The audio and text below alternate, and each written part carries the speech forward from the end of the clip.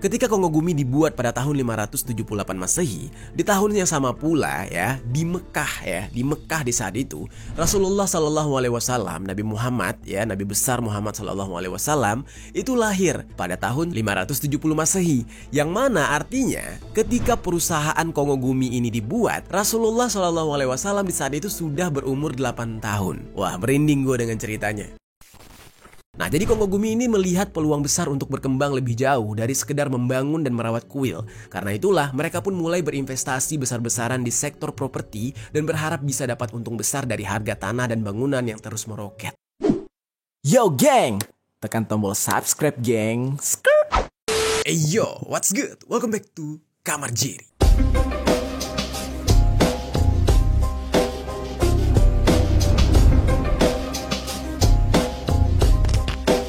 Geng, mungkin kalian sering mendengar soal perusahaan-perusahaan besar yang berdiri selama berpuluh-puluh tahun gitu kan geng. Misalkan kayak Disney, terus ada Adidas, Sony, Nintendo. Atau gak usah jauh-jauh deh, yang di dalam negeri seperti Indomie, ya kan, Indofood, Wings, dan lain-lain. Itu kan salah satu perusahaan yang udah lama banget.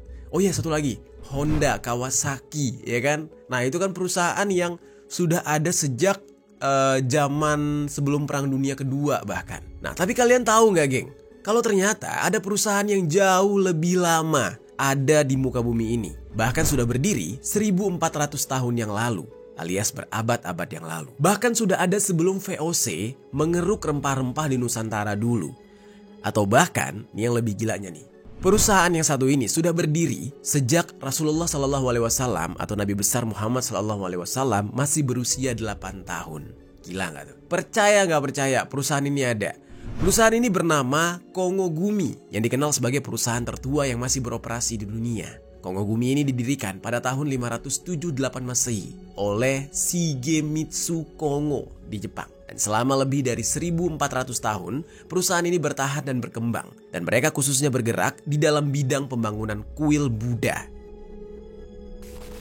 Masih belum percaya? Ya kalian harus dengar kisah, sejarah, cerita dari perusahaan ini. Kita bakal membahas secara lengkap, langsung aja di sisi lain.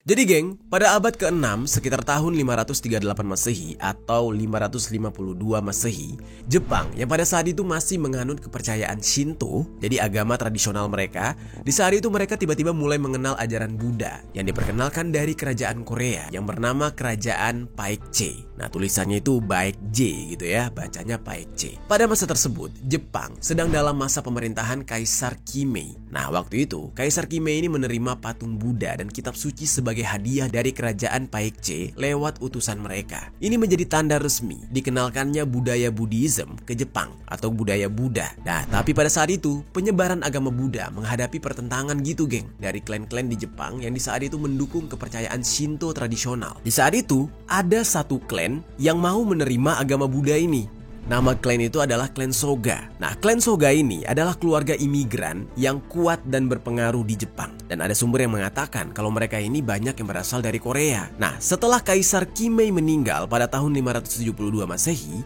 putranya yang bernama Bidatsu naik tahta sebagai Kaisar ke-30 Jepang dan melanjutkan pengenalan agama Buddha tersebut karena udah punya kekuasaan. Nah, cuma di saat itu masih ada pertentangan dan penolakan dari klan-klan yang menganut Shinto tradisional tersebut. Dan di saat itu, cucu Kaisar Bidatsu yang bernama Pangeran Sotoku Taishi itu ternyata suka banget sama agama Buddha dan getol banget di dalam mempromosikan agama Buddha di Jepang.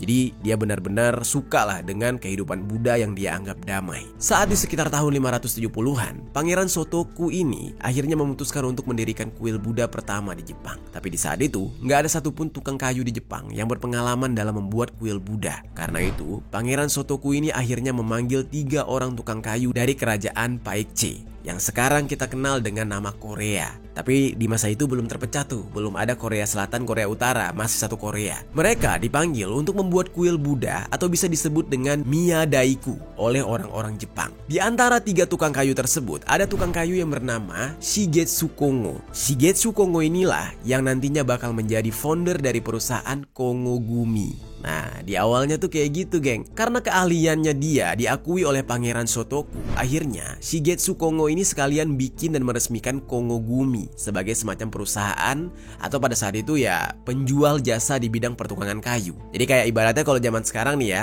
misalkan gua nih, nah ini mungkin anak-anak kantoran bakal relate. Gua nih misalkan freelancer, gue freelance di sebuah perusahaan di kantor, freelance dibayar upah gue. Setelah itu gue merasa kayak ada baiknya gue bikin PT nih, bikin PT atau bikin perusahaan yang mana perusahaan gue akan bekerja dengan perusahaan lain alias B2B, business to business gitu. Nah, kurang lebih kayak gitulah kisah dari Kongogumi ini. Kongogumi ini kalau diartikan itu jadi keluarga Kongo artinya. Jadi Kongogumi, keluarga Kongo. PT Kongogumi, PT keluarga Kongo. Dan Kongo itu memang nama marga, sementara Gumi artinya memang keluarga. Kongogumi pun diresmikan pada tahun 578 Masehi. Sementara kuil yang diminta oleh Pangeran Shotoku untuk dibuat yaitu kuil Shitennoji. Kuil tersebut akhirnya dibangun dan selesai dibuat pada tahun 590-an. Dan di saat itu, kuil Shitennoji ini berlokasi di daerah Osaka, Jepang. Dan sampai sekarang mungkin kalian kalau ke Jepang masih bisa menemukan lokasinya. Nah, jadi bukti sejarahnya ada. Dan atas keahliannya, keluarga Kongo atau Kongogumi tadi dipercaya untuk terus membangun dan merawat kuil-kuil di Jepang. Terlebih pada saat itu, tukang kayu terutama khusus untuk pembangunan kuil Buddha di Jepang itu sangat sedikit. Jadi pekerjaan ini termasuk pekerjaan spesial dan mahal gitu, geng. Nah, uniknya nih, geng, ketika Kongogumi dibuat pada tahun 578 Masehi, di tahun yang sama pula ya, di Mekah di saat itu, Rasulullah Shallallahu Alaihi Wasallam, Nabi Muhammad ya, Nabi besar Muhammad Shallallahu Alaihi Wasallam itu lahir pada tahun 570 Masehi, yang mana artinya ketika perusahaan Kongogumi ini dibuat, Rasulullah Shallallahu Alaihi Wasallam di saat itu sudah berumur 8 tahun. Wah, merinding gue dengan ceritanya. Tapi inilah kisah nyatanya. Dan ini pun menjadi tanda kalau perusahaan Kongogumi itu telah ada di masa-masa besar yang ada di dunia, geng. Nah, selama berabad-abad, Kongogumi bertanggung jawab atas pemeliharaan dan juga rekonstruksi Shitennoji, yang mana beberapa kali sempat hancur karena perang dan bencana alam. Nah, mereka lagi nih yang membangun dan merawat. Keahlian mereka dalam arsitektur kayu tradisional Jepang sangat dihargai dan dipercaya, dan mereka terlibat di dalam pembangunan banyak kuil terkenal di Jepang juga. Dan gak cuma kuil Shitennoji aja, Kongogumi juga terlibat dalam pembangunan kuil-kuil besar lain seperti pembangunan kuil Horyoji pada tahun 607 Masehi yang menjadi salah satu bangunan kayu tertua di dunia dan buktinya juga masih ada. Terus juga sempat membangun kuil Koyasan pada tahun 816 Masehi yang menjadi pusat agama Buddha di Jepang. Kemudian yang paling fenomenalnya adalah Kongogumi juga terlibat dalam pembangunan Istana Osaka pada tahun 1583, yang mana ini menjadi salah satu bangunan paling ikonik di Jepang atas perintah Toyotomi Hideyoshi, Kepala Menteri Kekaisaran di Jepang pada saat itu. Nah, masa keemasan Kongogumi terjadi selama masa Keshogunan Tokugawa, yaitu dari rentang 1603 sampai dengan 1867. Di mana di saat itu, kuil-kuil Buddha mendapatkan dukungan finansial yang besar dan Kongogumi yang sudah terkenal pun menjadi semacam kebanjiran pekerjaan. Jadi kebanjiran proyek di saat itu karena mereka memang yang paling dipercaya. Namun geng, usai mengalami masa keemasan di era Keshogunan Tokugawa tadi, ternyata Kongogumi ini juga mengalami semacam masa yang sebenarnya kelam bagi mereka. Karena usai era Keshogunan Tokugawa, yaitu ketika era Meiji yang berlangsung sekitar tahun 1868 hingga 1912, terjadi era di mana Jepang di saat itu jadi pro Shinto. Jadi mereka pro terhadap agama leluhur mereka lagi. Jadi selain agama Shinto, agama lain-lain yang ada di Jepang itu udah mulai diblokir dan kurang diterima. Dan juga itu berdampak kepada para penganut agama Buddha di Jepang yang dianggap sebagai agama pendatang dari Korea. Nah, karena inilah jadinya banyak kuil-kuil Buddha di Jepang itu pada dihancurkan. Jadi banyak didemo, dirusak, dan dipaksa untuk ditutup. Nah, tapi di saat itu, kuil Buddha pertama yang dibangun oleh Shigegetsu Kongo yang di awal tadi kita ceritakan, nah itu tidak terkena penghancuran. Itu entah kenapa mungkin mereka menganggap ya udahlah ini nilai sejarahnya ada gitu, atau mungkin ini adalah perintah penguasa di masa itu. Akhirnya nggak dihancurin. Nah, jadi bisa dikatakan masih ada bukti sejarahnya sampai sekarang. Dan juga sebenarnya kuil Shitennoji yang sempat kita ceritakan juga tadi, itu sudah beberapa kali juga mengalami kerusakan karena sempat terbakar ketika pengepungan Osaka pada tahun 1614. Terus tercatat beberapa kali juga rusak karena perang dan bencana alam gitu. Nah, ketika hal-hal tersebut terjadi, pada saat itu yang mengurus kuil tersebut adalah perusahaan dari Kongogumi. Dihancurin, dibangun lagi, diperbaiki lagi, dirawat lagi. Itu semua adalah proyeknya Kongogumi. Mereka yang bertanggung jawab dan mereka yang mendapatkan hasilnya. Terus geng, ada sumber yang mengatakan kalau pada era Meiji tersebut, Shitennoji itu tanah kuilnya disita. Jadi nggak bisa beroperasi dan fungsi lahannya itu diambil alih. Dan gara-gara hal itu, Kongogumi pun juga jadi kehilangan pendapatan tahunan yang mereka terima dari kuil itu. Nah, peristiwa ini merupakan pukulan finansial yang signifikan bagi Kongogumi dan memaksa mereka untuk mencari sumber pendapatan lain. Restorasi Meiji membawa modernisasi pesat di Jepang, termasuk dalam teknologi konstruksi. Yang mana akhirnya untuk beradaptasi, pihak Kongogumi mulai bereksperimen dengan bangunan-bangunan non-Buddha. Proyek konstruksi untuk kelas bangsawan, samurai, termasuk rumah-rumah mewah dan istana. Nah, jadi di saat itu mereka tetap pengen nih mempertahankan perusahaannya, tapi nggak mungkin nih bergantung sama bikin kuil mulu gitu. Udah harus move on atau justru mengembangkan lebih besar lagi gitu lingkup produk yang mereka bangun. Di saat itu, selain bangunan tempat tinggal, Kongogumi juga akhirnya mulai terlibat di dalam pembangunan bangunan komersial seperti toko dan rumah teh. Dan mereka mulai menggunakan bahan-bahan baru. Yang mana di saat itu kan mereka dikenal dengan pandai kayu nih kan. Ya mulai nih mereka pakai semen, beton, baja, meskipun tetap mempertahankan keahlian tradisional mereka, yaitu dalam arsitektur kayu. Penggunaan bahan modern itu memungkinkan mereka untuk mengerjakan berbagai jenis proyek konstruksi. Jadi bukan berarti mereka meninggalkan keahlian mereka di kayu gitu. Ya supaya mereka bisa memperluas bisnis aja. Nah, di saat itu mereka termasuk membangun bangunan yang lebih besar dan lebih tahan lama ya dari bangunan-bangunan yang selama ini mereka bangun menggunakan kayu. Terus geng, seiring berjalannya waktu, perusahaan ini sudah berjalan cukup lama hingga pada tahun 1920-an terjadilah krisis keuangan di Jepang. Apalagi di saat itu pasca Perang Dunia Pertama, sama ada gempa besar juga yang menyebabkan kerugian besar yang akhirnya membuat Jepang jadi dilanda krisis. Dan lagi-lagi Kongogumi beradaptasi. Dan kali ini dengan cara memaksimalkan penggunaan teknologi modern. Nah, tidak terlalu dijelaskan nih apa inovasi teknologi modern yang mereka pakai saat krisis finansial Showa tersebut. Hanya saja itu menjadi usaha yang mereka lakukan untuk bisa menyelamatkan perusahaan mereka dari dampak krisis finansial yang terjadi di saat itu. Nah, sebenarnya nih geng, ada semacam tragedi yang terjadi saat krisis finansial Showa ini. Jadi di saat itu Kongogumi itu dipimpin oleh seseorang yang bernama Haruichi Kongo. Ini adalah generasi ke-37. Dari awal Kongogumi ini dibangun oleh kakek buyutnya. Krisis finansial Showa itu kan sangat berdampak banget nih sama perusahaan Kongogumi ini. Meskipun di akhirnya mereka bisa survive lah gitu. Nah, di saat itu si pemimpin dari generasi ke-37 ini yang bernama Haruichi Kongo itu melakukan seppuku di depan makam leluhurnya. Karena dia di saat itu merasa gagal menghidupi keluarganya dan juga para pekerja mereka. Budaya seppuku ini itu adalah ritual untuk menghabisi diri sendiri dan untuk mempertahankan kehormatan dan harga diri saat mengalami kegagalan, yang mana ini sangat lumrah di masa-masa ya Jepang pada saat itu. Ya, kita juga sering dengar kan istilah harakiri yang dilakukan oleh samurai yang mengalami kegagalan saat menjalankan tugas. Dan karena memang budaya malu di Jepang itu sangat kental, makanya seppuku dilakukan oleh Haruichi ini. Dia merasa gagal dalam menjalankan perusahaan Kongogumi dan akhirnya ya demi kehormatannya dia melakukan hal tersebut di makam keluarganya. Namun karena nggak mau Kongogumi berakhir gitu aja tanpa sisa, akhirnya di saat itu istrinya Haruichi yang masih hidup itu mengambil alih kepemimpinan. Nah, istrinya ini namanya Yoshi Kongo. Nah, dia mengambil alih Kongogumi sebagai generasi ke-38. Dia menggantikan suaminya Haruichi yang meninggal karena seppuku tersebut. Yoshi ini juga menjadi perempuan pertama yang menjadi pemimpin Kongogumi. Nah, sepak terjang Yoshi ini adalah salah satu yang sangat terlihat saat pasca krisis finansial Showa, ketika Shitennoji, yaitu kuil yang menjadi karya pertama Kongogumi, itu kolaps karena angin topan Moruto. Jadi gara-gara bencana alam. Nah, Kongogumi diperintahkan kembali untuk membangun kuil tersebut dan di tangan Yoshi, kuil Shitennoji kembali pulih seperti sedia kala. Dan mereka di saat itu bisa memperbaiki finansial dari Kongogumi. Nah, terus geng, setelah krisis finansial Showa, terbitlah dampak dari Perang Dunia Kedua. Nah, Perang Dunia Kedua itu memiliki dampak yang signifikan untuk Jepang.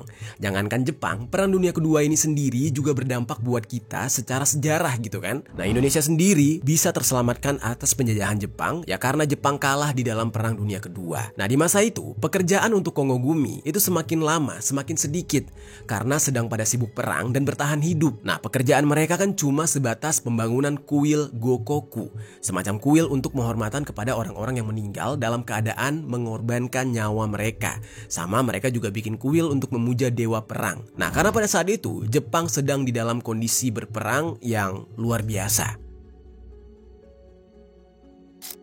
Sampai pada akhirnya geng, Kongogumi pun kembali putar otak supaya bisa beradaptasi. Dan waktu itu yang mereka lakukan adalah untuk bisa bertahan itu dengan cara menjual peti mati kayu. Nah, jadi melihat, wah banyak nih jenazah bergelimpangan. Ya udah kita bisnisin peti mati kayu. Nah, jadi di saat itu Yoshi, si pemimpin perempuan pertama Kongogumi, memohon kepada pemerintah untuk mengizinkan perusahaan mereka bertahan hidup melalui pengambilalihan produksi peti mati kayu untuk memperluas cakupan perusahaan mereka. Dan dia juga mereformasikan manajemen perusahaannya dengan memisahkan posisi manajerial dari posisi pertukangan. Kongogumi itu selamat dari perang di saat itu dan pada tahun 1955 di bawah kepemimpinan generasi ke-39 yaitu Kongo Ritaka, perusahaan Kongogumi ini melakukan penawaran saham perdana atau IPO dan menjadi perusahaan terbuka yang terdaftar di bursa. Nah, kemudian geng, menjelang akhir abad ke-20, sekitar tahun 1980-an, Jepang di saat itu mengalami ledakan ekonomi besar-besaran. Bank of Japan atau BOJ itu menerapkan kebijakan moneter yang sangat longgar pada pertengahan tahun 1980-an untuk merangsang ekonomi dan mengurangi dampak apresiasi yen atau yendaka setelah perjanjian Plaza atau Plaza Accord pada tahun 1985. Salah satunya adalah dengan menekan suku bunga dengan sangat rendah dan itu menyebabkan gelembung aset. Nah, karena ini aset-aset di Jepang seperti properti dan saham pun jadi naik gila-gilaan. Karena suku bunga rendah banget, banyak perusahaan yang tergiur untuk ambil pinjaman, hutang untuk kredit dalam jumlah besar, termasuk juga ya perusahaan Kongogumi ini. Nah, jadi Kongogumi ini melihat peluang besar untuk berkembang lebih jauh dari sekedar membangun dan merawat kuil. Karena itulah mereka pun mulai berinvestasi besar-besaran di sektor properti dan berharap bisa dapat untung besar dari harga tanah dan bangunan yang terus meroket. Kebayang tuh geng ya, dari yang awalnya cuma tukang kayu ya, di tahun 500-an dulu membangun kuil, sekarang sudah mulai menjamah bisnis properti. Tapi geng, masuk awal tahun 1990-an, gelembung ekonomi Jepang pecah. Harga properti dan saham yang tadinya naik terus tiba-tiba anjlok drastis. Aset-aset yang dibeli oleh Kongogumi jadi nggak ada nilainya. Sementara hutang mereka tetap menumpuk. Dan situasi ini semakin diperparah karena bisnis inti mereka yaitu konstruksi dan renovasi kuil juga mulai lesu. Jepang sudah berubah. Tidak sebanyak dulu orang yang membangun atau merenovasi kuil. Jadi pemasukan utama mereka makin seret. Nah, Kongogumi berusaha bertahan selama hampir 20 tahun dengan berjuang membayar hutang mereka. Tapi tekanan finansial terus bertambah. Bahkan sampai tahun 2004, revenue mereka turun sebesar 35%. Sehingga pemimpin Kongogumi pada saat itu, yaitu yang bernama Masakazu Kongo, harus mem-PHK karyawannya dan efisiensi anggaran operasional kantor mereka. Sampai pada akhirnya, di tahun 2006, mereka resmi kolaps dengan hutang yang membengkak hingga 343 juta dolar atau setara dengan 3,17 triliun rupiah. Wah, sedih banget ya. Udah ribuan tahun. Ratusan tahun apa ribuan tahun ya berdiri, tiba-tiba bangkrut. Dengan beban hutang yang begitu berat, akhirnya mereka harus menyerah. Pada bulan Januari tahun 2006, karena pendapatan yang diperoleh oleh Kongogumi tidak lagi cukup untuk membayar hutang, pada akhirnya aset milik Kongogumi dibeli oleh Takamatsu Construction Group. Nah, mereka pun jadinya merger dengan Takamatsu Construction Group pada tahun 2006 dan menjadi anak perusahaan Takamatsu di saat itu. Ya, meskipun mereka sudah bukan lagi perusahaan independen, tapi teknik-teknik tradisional mereka masih dipertahankan. Bahkan lebih dari 120 tukang kayu dan pegawai mereka masih terus bekerja di bidang konstruksi kuil. Hingga saat ini, perusahaan ini tetap beroperasi dan spesialisasinya tetap dalam pembangunan, pemeliharaan, dan perbaikan kuil Buddha. Nah, mereka bahkan sampai saat ini masih menggunakan alat dan teknik tradisional yang diwariskan dari pendirinya dulu. Walaupun sekarang ya pemiliknya bukan lagi dari keluarga Kongogumi yang asli. Nah, sebenarnya sedih juga ya geng mendengar sepak terjang Kongogumi yang menjadi perusahaan tertua di dunia malah terjerat hutang dan jadi mesti bergabung dengan perusahaan lain, perusahaan orang. Padahal mereka sendiri ada masa ketika sedang jaya-jayanya dan bahkan menorehkan sejarah di Jepang. Tapi meskipun akhirnya menjadi merger dan jadi anak perusahaan orang, alasan kenapa Kongogumi bisa berhasil bertahan hingga 1440 tahun itu ya sejatinya karena prinsip-prinsip bisnis dan hidup yang diwariskan turun-temurun oleh kakek buyut mereka. Jadi pemimpin Kongogumi ke-32 yaitu Yoshisada Kongo menulis pedoman yang berjudul Shokuke Kokoro no Koto yang mencakup 16 prinsip yang tidak hanya mengatur bisnis, tetapi juga mengatur cara hidup keluarga Kongo. Seperti cara berpakaian harus sesuai dengan status, minum alkohol secukupnya, bersikap sopan santun, nggak boleh arogan dan ngomongin orang, menghormati orang lain dan mematuhi ajaran Konfusianisme, Buddha dan juga Shinto. Nah jadi antara agama Buddha dan Shinto, mereka tuh tetap menganut dua-duanya, nggak dibedain. Dan kualitas pekerjaan mereka juga sangat dihargai dan diutamakan. Nah bahkan pekerja di Kongogumi harus kerja dulu sebanyak 10-20 tahun untuk bisa disebut sebagai ahli, geng. Dan selain itu, perusahaan ini selalu menjaga hubungan baik dengan para pelanggannya, seperti kuil Shintenoji yang menjadi pelanggan setia selama berabad-abad. Mereka juga selalu fleksibel dalam beradaptasi dengan perubahan zaman, seperti saat mengalihkan fokus dari pembangunan kuil ke proyek perumahan dan perkantoran saat restorasi Meiji, dan mengembangkan bisnis peti mati saat Perang Dunia Kedua. Pokoknya apa aja diadaptasi. Salah satu prinsip penting di Kongogumi adalah kepemimpinan yang kuat. Keahlian pertukangan harus diwariskan dalam garis keluarga. Begitu juga dengan kontrol dan kepemilikan atas perusahaan. Jika tidak ada ahli waris laki-laki, atau jika ahli waris yang ada dianggap tidak layak untuk menjalankan bisnis keluarga, kendali perusahaan akan diserahkan kepada seorang menantu laki-laki yang akan mengambil nama Kongo, atau kepada seorang istri yang juga bisa mengambil nama Kongo. Nah, salah satu contohnya itu adalah kasus pemimpin yang ke-37, yaitu Haruichi, yang melakukan seppuku. Nah, terus digantikan sama istrinya, Yoshi. Dan itu nggak semerta-merta karena titel keluarga aja. Meskipun di dalam keluarga, kemampuan kepemimpinannya juga harus bagus. Makanya Kongogumi ini fleksibel, tidak memandang perempuan atau laki-laki selama memimpin perusahaan mereka. Dan perusahaan mereka tuh long last sampai 1400 tahun. Nah, pendekatan dan prinsip yang diterapkan oleh keluarga Kongo inilah yang membuat perusahaan Kongogumi bisa bertahan selama lebih dari 1400 tahun tadi. Nah itu dia geng, pembahasan tentang perusahaan tertua di muka bumi ini yang bernama Kongogumi, yang mana mereka sudah ada sejak zaman Rasul, zaman Nabi Muhammad SAW. Perang Dunia ke-1, Perang Dunia ke-2, bahkan hingga saat sekarang ini ya lewat semuanya. Gimana tuh geng, menurut tanggapan kalian? Dari sini kita jadi paham ya, kenapa orang-orang Jepang itu disiplin dan ulet banget, ya kan? Menjalankan sesuatu mereka benar-benar fokus hingga ya ada buktinya kayak gini. Apa tanggapan kalian tentang pembahasan kita kali ini? Coba tinggalkan komentar di bawah.